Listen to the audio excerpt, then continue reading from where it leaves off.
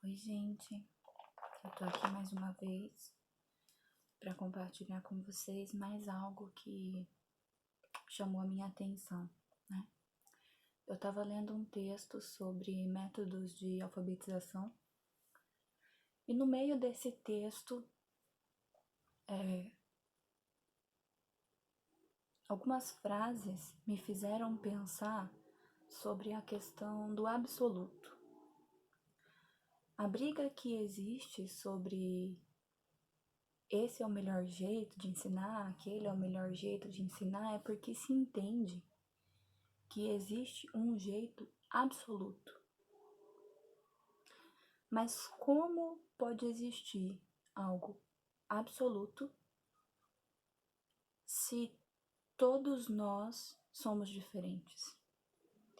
Hoje existe uma sociedade que prega a diferença e prega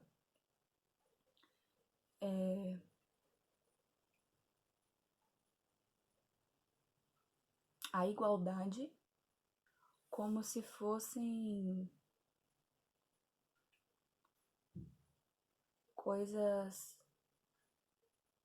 de mesmo sentido. É contraditório, porque como você prega a diferença e a igualdade se ser diferente já quer dizer que não é igual, né? O que nós precisamos querer para nós, para nossa cidade, para as pessoas, para o nosso país, independente de crença, né? Não estou falando de religião agora, mas estou falando de filosofia de vida. O que nós temos que querer não é colocar no mesmo patamar a diferença e a igualdade, mas colocar no mesmo patamar a diferença e a igualdade de condições. Então, esse texto falava que não existe uma forma correta de se ensinar, mas a forma correta é aquela que supre a necessidade de quem aprende, né? Tudo vai depender de onde essa pessoa veio, de como essa pessoa é, do que essa pessoa conhece, do que ela tem contato, como é o meio em que ela vive. É um meio culto, é um meio muito carente, é um meio onde estudar é valorizado, é um meio onde o estudo é uma rotina, uma sequência de vida apenas, onde aquilo não tem significado. Então você tem que analisar todos esses pontos para você encontrar qual é a melhor forma de ensinar que entenda que aquela pessoa é diferente, mas que dê a ela a mesma condição de igualdade, né? Ou seja, a mesma possibilidade de aprender, de desenvolver, que uma criança de um meio culto, por exemplo. E aí, quando eu estava lendo isso, me veio na mente a seguinte frase: nada é absoluto. E aí eu me questionei ao mesmo tempo: como assim nada é absoluto? Se nada é absoluto, então como eu vou saber o que é realmente a verdade? E aí a frase mudou na minha cabeça. Nada criado pelo homem é absoluto. O que é absoluto? Aquilo que foi constituído e definido por Deus. Só isso é absoluto. Tudo o que não provém do Senhor, tudo aquilo que foi criado, feito, definido, desvendado por homens, não é absoluto. Porque foi feito a partir do ponto de vista de uma pessoa ou de um grupo. E nós não somos iguais. Nós não pensamos iguais, nós não agimos iguais, nós não aprendemos iguais. Se você não acredita nisso pelo ponto bíblico, a ciência te explica isso, né? Se você pegar a bula de um medicamento, você vai olhar lá as contraindicações. Se esse medicamento está exposto no mercado, mas algumas pessoas não podem tomar, então já não existe uma verdade absoluta. E aí, se você continuar lendo essa bula, você vai encontrar lá as reações adversas, né? Que às vezes acontecem algumas com umas pessoas, outras com outras pessoas, e outros ainda nem têm reação nenhuma. E aí, nessa mesma bula, você encontra lá que, de repente, a reação adversa, que pode ser uma dor de cabeça, foi encontrada em apenas 1% das pessoas que usam esse medicamento, ou seja, não é absoluto. Não é tudo igual para todo mundo, mas proporciona uma condição de saúde que talvez auxilie com que a saúde dessa pessoa seja tão boa quanto de outras, né? E aí, pensando nisso, eu fui buscar na minha memória, tá? Isso não é um estudo de lugar nenhum, isso é um pensamento meu que eu tô compartilhando com vocês.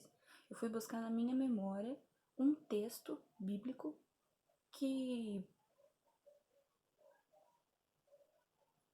mostrasse que esse pensamento de que nada que é humano é absoluto e de que nós precisamos ter essa filosofia de diferença e condições de igualdade, não igualdade, fosse verdade. E aí, o primeiro versículo que me veio à cabeça foi Provérbios 9, capítulo 9, versículo 10. Diz assim: O temor do Senhor é o princípio da sabedoria, e o conhecimento do santo é entendimento.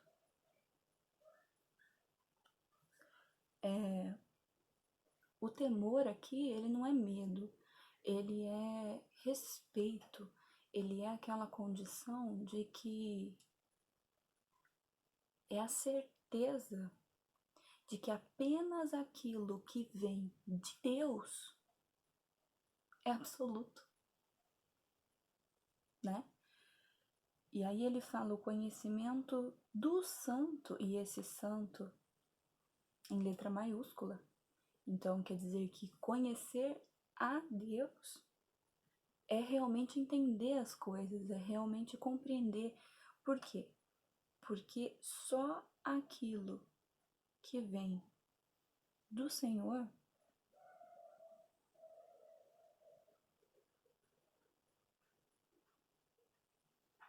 é absoluto.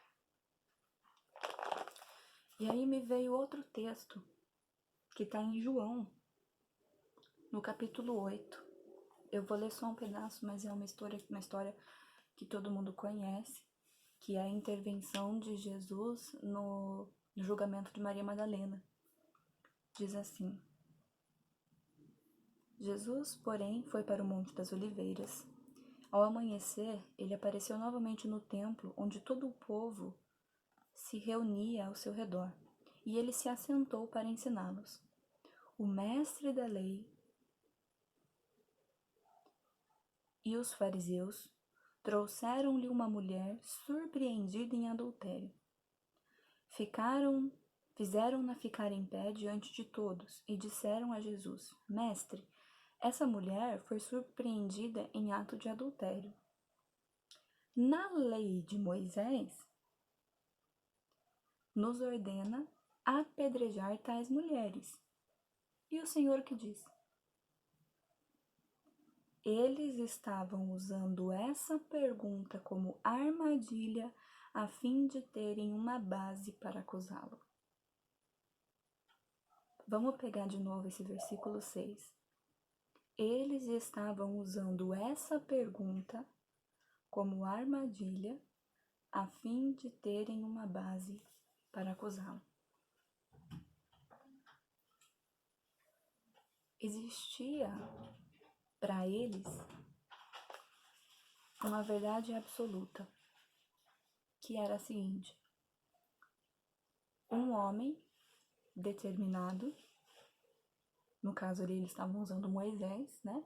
Falava e todo mundo tinha que cumprir aquilo. Então, quando Jesus veio, a primeira coisa que ele fez foi quebrar paradigmas. Foi exatamente mostrar para o ser humano que aquilo que ele tinha como verdade, como vida, como conhecimento, como certo e errado, estava totalmente distorcido, né?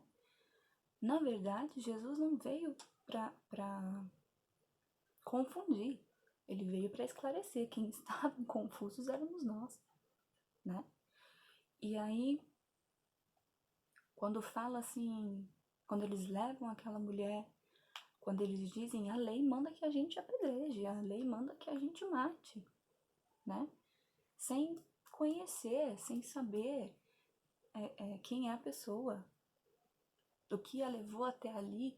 Ah, mas então o pecado, se tem justificativa, não é pecado. Não, não é isso que eu tô dizendo. Mas olha ali o que eles dizem. A lei nos fala isso, mas e o Senhor?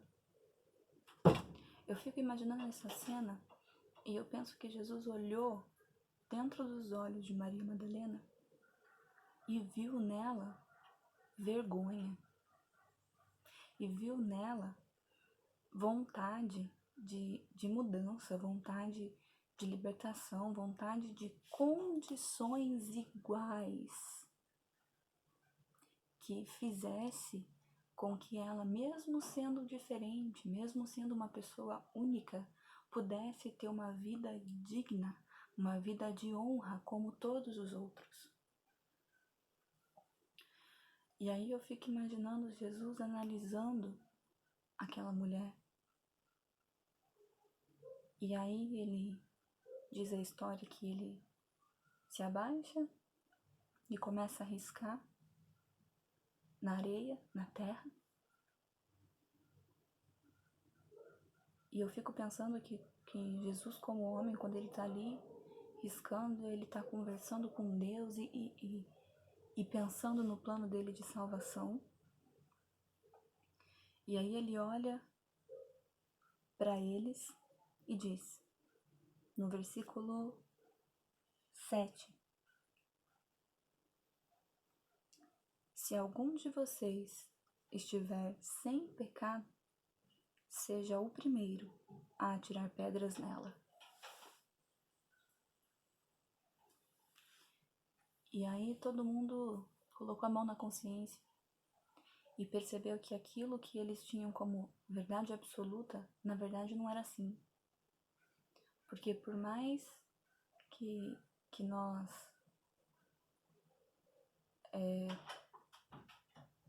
tenhamos um ponto de vista, um senso comum do que é certo e do que é errado, nenhum de nós tem a mesma vida do início ao fim. Nenhum de nós passou pelas mesmas coisas. Nenhum de nós tem a mesma forma de pensar ou a mesma condição de pensamento, né? E o que valia ali não era a verdade absoluta deles, do ponto de vista deles, uma prostituta. Mas era a verdade que estava no coração de Maria Madalena, o desejo de algo diferente, sem poder, sem conseguir, sem ter essa condição de igualdade. E Jesus faz isso com a gente, com os nossos pecados, né? A condição de igualdade que Ele nos dá é a força que o Espírito Santo coloca em nós. E a orientação que Ele nos dá para que nós sejamos mais fortes do que aquilo, para que o que cada um precisa é diferente. Tem pessoas que oram mais, tem pessoas que leem mais, tem pessoas que cantam mais, né? E aquilo é o necessário para que ele tenha uma melhor condição de igualdade, uma condição de força espiritual, né? E Jesus fala isso, a Bíblia fala isso quando fala dos dons, né? Que cada um tem diferentes dons. Também fala isso quando fala do corpo de Cristo, que cada um é um membro, né? Diferentes, mas com condições de igualdade. Mas ele não diz que todo mundo não precisa orar. Só aqueles que têm mais